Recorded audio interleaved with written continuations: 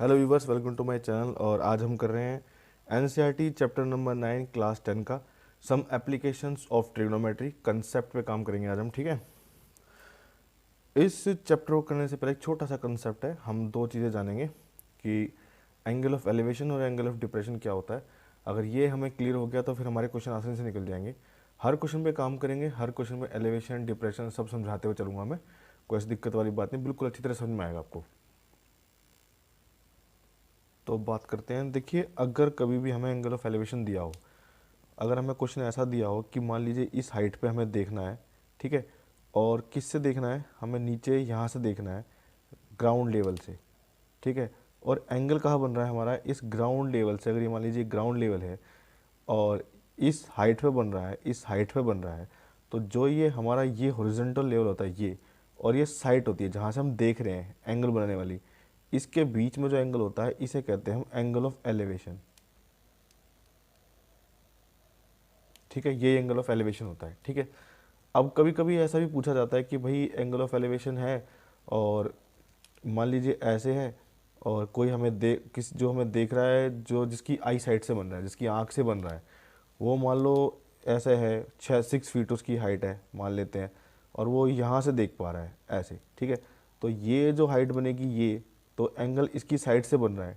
ठीक है, ये और ये जो ग्राउंड लेवल हॉरिजॉन्टल है ये इससे, ठीक है, ये यहाँ से ये जो एंगल बनेगा ना, ये वाला एंगल, इसको कहते हैं एंगल ऑफ एलिवेशन।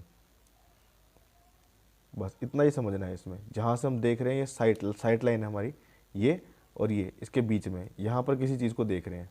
ठीक है, एक होता है एंगल ऑफ डिप्रेशन। अगर मान लीजिए कोई यहाँ पर बिल्डिंग पे खड़ा है और यहाँ से यहीं पर खड़ा है, मान लीजिए यहाँ वो खड़ा है, ठीक है, यहाँ वो खड़ा है, उसने कोई चीज़ ग्राउंड पे देखी यहाँ पर ऐसे, ठीक है, तो जो जहाँ पर खड़ा है, जब वो सीधा खड़ा होगा तो ये जो हॉरिजॉन्टल है इसके पैरेलल, ये जो हॉरिजॉन्टल होगा, ये जो हॉरिजॉन्टल होगा इसके पैरेलल, ग्राउंड के पैरेलल, तो ये वाला जो एंगल हमारा बनेगा, ये बनेगा हमारा एंगल ऑफ डिप्रेशन। ये बनेगा हमारा एंगल ऑफ डिप्रेशन। ठीक है, बस इतनी सी बात ध्यान रखनी है हमें, और कुछ भी नहीं है, हमें बस यही याद रखना है। अब ये एंगल जो यहाँ पर बनेगा नीचे देखते हुए ये वाला, तो ये इसका क्या होगा, ऑल्टरनेट एंगल हो जाएगा। जितना एंगल ये बनेगा उतना एंगल ये बन जाएगा। हमें खाली ये दो तीन चीज़ें याद रखनी है। एंगल ऑफ एलिवेशन आप समझ गए, ये भी समझ गए। अगर किसी की हाइट का मामला है तो अगर आंखों से बन रहा है, ग्राउंड पे बोला है तो ग्राउंड से लिख लेना है, और किसी व्यक्ति की हाइट है तो हाइट मतलब उसकी आंखों से यहाँ से बनेगा एंगल, अगर बोला है तो।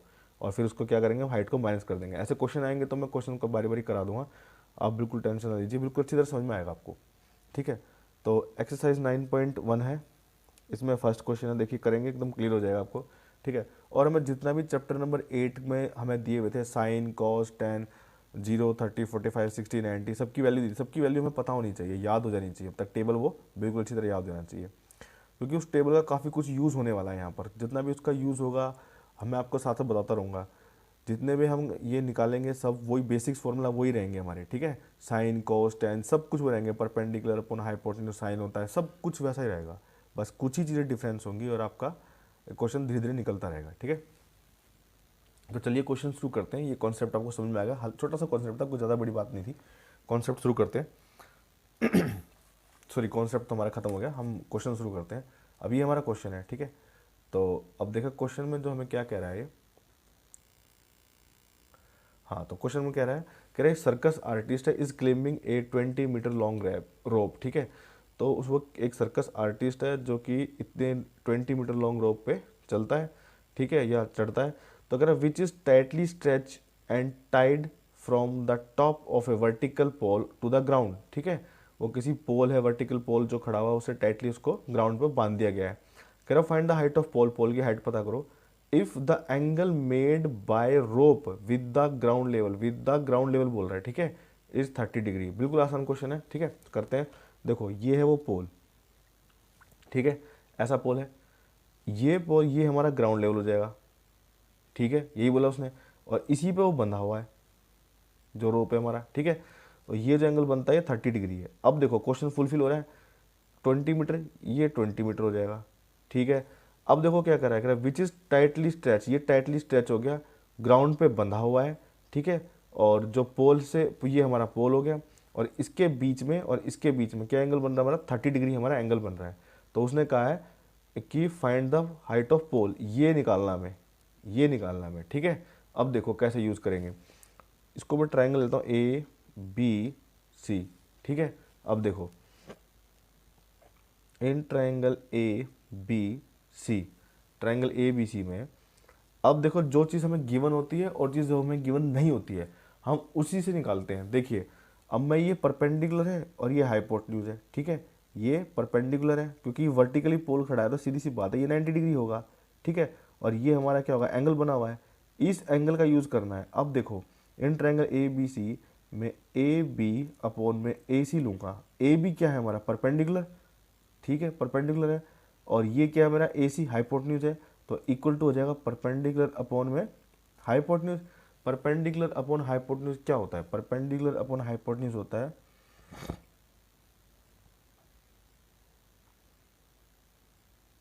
साइन, ठीक है। परपेंडिकुलर अपॉन हाइपोटेन्यूज क्या होता है हमारा, साइन होता है। अब जब ये साइन हमारा आ गया और एंगल कितना देगा 30, तो मैं इसको ले लूँगा 30 डिग्री, ठीक है। बिल्कुल आसान है, कुछ भी नहीं है। अब देखो पी ए बी कितना दिया मुझे, एक्स जो मुझे निकालना था, ठीक है। ए सी ये दिया और 20, इसको 20 रख लेते हैं यहाँ पर।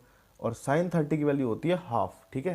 8 चैप्टर में टेबल दिया हुआ है पूरा पूरा, ठीक है। उसमें sine 0, sine 30, sine 45, sine 60, sine 80 सब दिया हुआ है। उस टेबल की हेल्प ले लेंगे। साइन 30 की वैल्यू होती है 8 चैप्टर में हमें दी हुई है हाफ, तो मैं यहाँ लिखूंगा हाफ, ठीक है।